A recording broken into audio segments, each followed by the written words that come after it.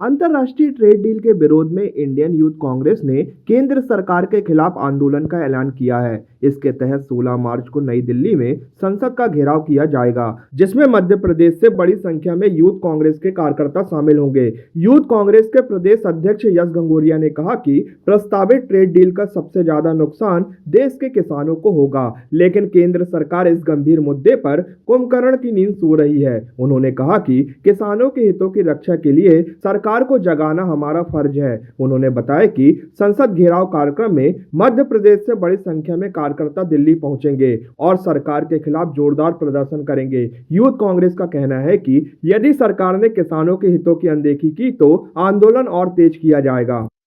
कि जो US trade deal जो बहुत समय से लंबित पड़ी थी, जब से प्रधानमंत्री नरेंद्र मोदी का नाम यूएस ट्रेड डील में आया है, तब से प्रधानमंत्री नरेंद्र मोदी ने डोनाल्ड ट्रंप के सामने कंप्रोमाइज कर लिया, आत्मसमर्पण कर लिया है, पीएमएस कंप्रोमाइज।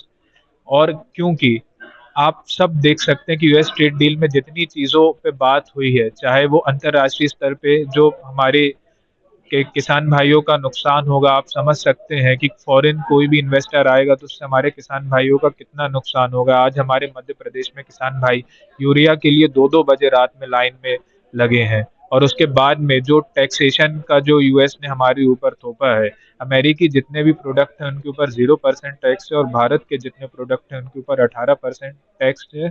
और जबरदस्ती का जो 5 बिलियन का ट्रेड डील का जो एक भारत के ऊपर थोपा गया और उसके लेके प्रधानमंत्री का जो रवैया रहा है, वो निश्चित रूप से भारत की 144 करोड़ जनता का सर झुकाने का काम, उनको उनकी अस्मिता के साथ खिलवाड़ करने का काम नरेंद्र मोदी ने किया। इसके पहले भी प्रधानमंत्री हमारे देश में रहे हैं, दूसरे दलों के रहे हैं, लेकिन किसी ने भी अंतर्राष्ट्रीय लेवल पे जब भी बात देश की अस्मिता की आई है, सबने देश की बात की है। प्रधानमंत्री का नाम जब से एप्स्टीन फाइल में आया है, प्रधानमंत्री ने जनता की तो आप छोड़िए, जनता के सामने इतना बड़ा आर्थिक संकट खड़ा कर दिया है।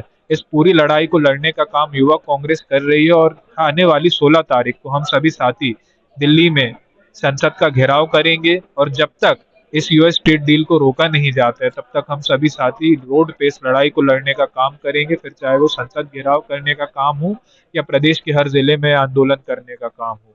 जब तक ये निकम्मी, निष्ठुर, गूंगी बहरी सरकार जाग नहीं जाती, तब तक युवा कांग्रेस का साथी जमीन पे संघर्ष करेगा।